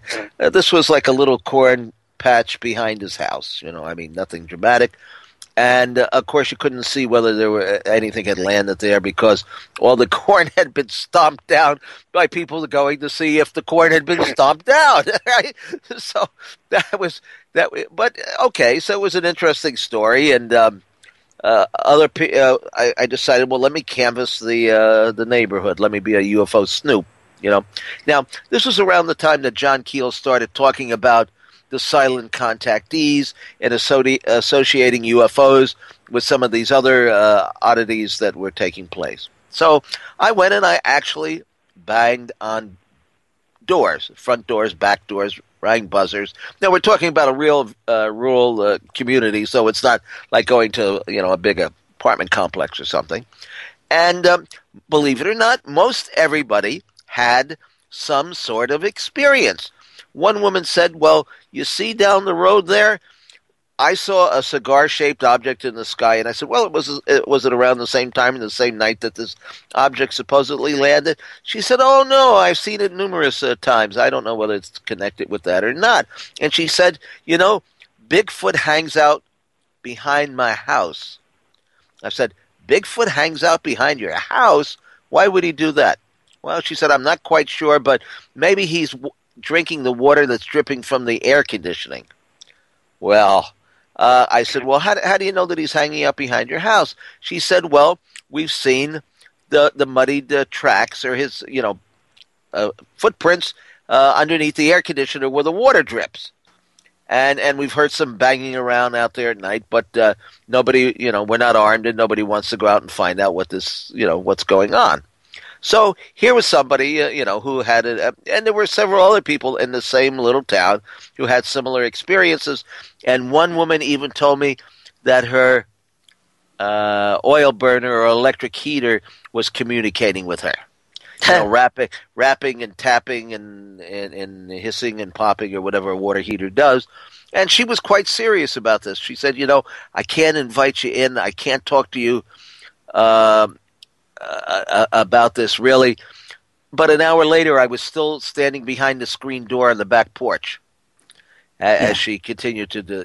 I should have taken notes, but again, this was back in the 1970s, and I still have all my notes from everything I've ever investigated, but I don't know if I probably still have it here somewhere. When I pass away from this mortal coil, Miles Lewis is supposed to take my collection here and put it in his library there. They have his group has a library down in Texas, I think, actually. And so that's I've got all these cases, I've investigated, but after all these years, like you, Nick, I'm kind of stumped. I mean, I don't know really what it means, except that there's a heck of a lot of weird stuff going on that we can't account for, and academia and the scientific community doesn't want to hear about it. They say that they think that we're out of our minds, but they just want to fluff it off because it doesn't fit in with their paradigm. It only fits in with ours, perhaps, Yeah, and I think the one thing, I guess, sort of I've learned more than anything else is that a lot of these things, like I said earlier, cross over. They're sort of interlinked. But, I don't know why. I think John Keel got close to the answers when he talked about the idea of some sort of phenomenon that manipulates us, and almost sometimes in a playful fashion, but sometimes in a benevolent or even malevolent fashion. And it can, whatever the phenomenon is, it sort of manifests in different ways. One person's alien is somebody else's demon, is somebody else's goblin or whatever, that kind of thing. And, the idea that the originating intelligence can actually manipulate the way it appears for different, or manipulate the human mind, I should say, to, in terms of how we interpret what these things are. So, but there's no doubt that, Bigfoot, Mothman, UFOs exist. The big question is if they're all interlinked, how can they be, and what's the whole goal? Why is it that we're sort of taunted with sightings of these things that suddenly then vanish and pop up somewhere else and, take up people's lives and in terms of investigating them. You know, what's the whole purpose behind it? I think that's what we're still struggling to find out. Well, maybe there is no purpose behind it. Well, that's true. I got a question for you, Nick. How much of it do you think is misinterpretation of data, really, from people years back, especially like, let's go back 1,000 years ago. If an alien ship lands anywhere on the planet back then, they're not going to see it as alien beings. They're going to see it as demonic. That's just the way the culture would look at it. Or gods, yeah. They completely be misinterpreted as something completely different than what they really are, which is aliens or extraterrestrials. Yeah, I mean, that's actually a good point because, you know, as I said earlier, with stories like fairies and people being taken away to That's the always been my kingdom. theory. Yeah, that's been my theory about what fairies, leprechauns, and all these mythologies are. Yeah, well, if you read these stories, you know, you would find that they would steal babies and they would leave what's called a changeling, which looks like vaguely like a human. These stories, if you read them closely, they sound like today's stories of hybrid babies and things like that, and even the black-eyed children, where they're sort of described as, you know, the fairy children were slightly like us, but they had differences, and they were kind of menacing and disturbing. And, you know, people would go to the fairy kingdom, you know, they would come back thinking 2 hours had gone by and 2 days had gone by, which is like a classic thing with the missing time, you know, in today's abductions. So yeah, you're right. I mean, you can go back 2,000, 3,000 years, ancient Babylonian stories about malevolent entities that would enter people's bedrooms at night. Like Lilith is one of the, you know, the story of Lilith, this sort of female demonic character. And, you know, the story of Lilith was that she would literally sort of take human sperm from men and create these hybrid demonic children. Well, that's really no different. Somebody being abducted today and claiming, you know, that DNA or eggs and sperm was taken as part of some alien experiment. It's just a different, you know, what happened with Rumpelstiltskin? Rumpelstiltskin, wasn't there something with that? You mean Rip Van Winkle, the lady that was on the first show who talked about No. As far as a story goes, was there something behind? I'm not pretty sure. I've kind of. Somebody's just I'm said sure I that knew that one ago. as a kid, but I'm not really sure of that story, to be honest. Okay, maybe it was Rip Van Winkle. It was Rip Van Winkle. Yes, it was. Yes. Don't mind me. Too much hanging out with Dino the dinosaur there, Carla. Oh, my God.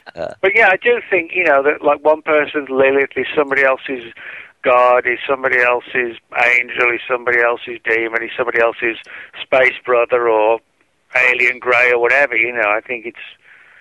And maybe the phenomenon itself actually physically alters its, you know, not physically alters its shape or appearance, but perhaps it can manipulate the human mind so it appears in a way that's acceptable of the people of that era. So maybe in the way we see greys today, maybe they really did see something like goblins or demons because it was sort of more acceptable to their belief systems. But, you know, the idea of the human mind being manipulated to see what the phenomenon wants us to see, you know, we may never have seen it really in its genuine form. You know, maybe we've always been manipulated by it. So one of the final questions here, because I do see that time is running in the opposite direction. Are any of these objects spacecraft? Did the object that crashed or supposedly crashed outside the town of Roswell or Kingman, Arizona, or Aztec, were any of these spacecraft? Well, I mean, that's a good question. I mean, if they're literally coming from other solar systems, then I would say yes. If they're interdimensional, then technically they wouldn't be spacecraft. So, you know, it's kind of really hard to say. The problem is, you know, we interpret the idea of strange things coming out of strange craft. Well, it's got to be alien, you know, but that's sort of based on our perceptions. I mean, I actually quite like the whole theory, the time travel theory, that it's sort of us from the future when the human race is degraded and, you know, they've got to come back to essentially like to reap DNA and eggs and sperm because the human race is on the decline. So if you want to do that, and you don't want the people of today to find out what's going on, you might well present yourself as aliens, and you might go back 500 years ago and present yourself as fairies and demons before that, because it all acts as a good camouflage. And so in that sense, I kind of like, I mean, obviously it's dependent on whether time travel's real, but I kind of like that sort of, that theory that the phenomenon maybe like the UFO angle, maybe like a camouflage for time travelers. Well, there is some evidence, what we call strange artifacts that are out of time, that seem to be embedded in rocks and volcanic. That just they don't belong there.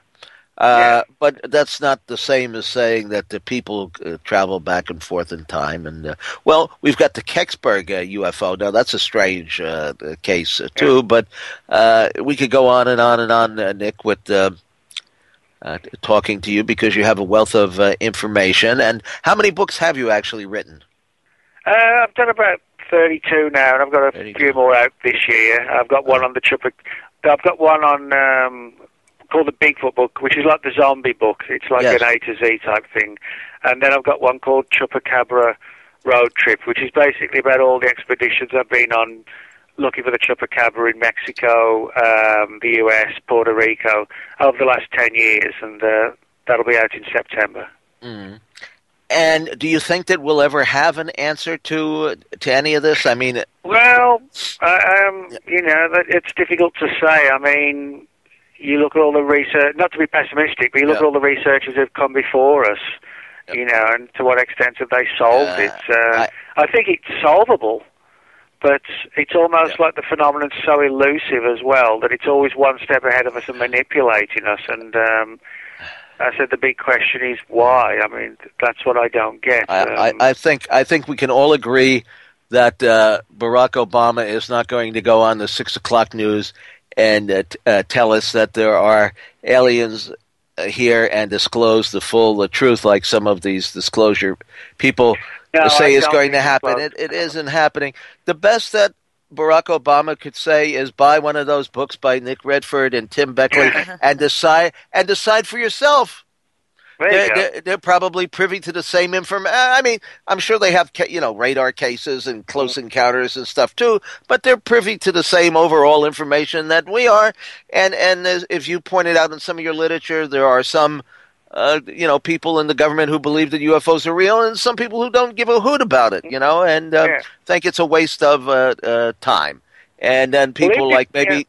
Dick Cheney, who may have the answers, but that's doubtful even then, because I don't know if he has the answer to anything. I mean, even if they've got alien bodies or strange bodies, that doesn't really tell you what they are or where they're from. No. It's like with Roswell. If something weird did crash at Roswell and the government or an agency has like wreckage and bodies stored away, that doesn't tell you what they are or where they're from or what they want. It just means you've got some strange bodies. Absolutely not. Anyway, I hear the mothership coming closer, and it's time to pick up our knapsacks and head out into the woods to get away from them. And once again, I want to thank you, Nick, for being on, and our earlier guest, Paul Dale Roberts, and of course Carla, and Angel down in Florida, and I'm Tim Beckley. And we will be back next week, same time, with some great conversation. And remember, there are secrets still to be unraveled. And good night, ladies and gentlemen. All right.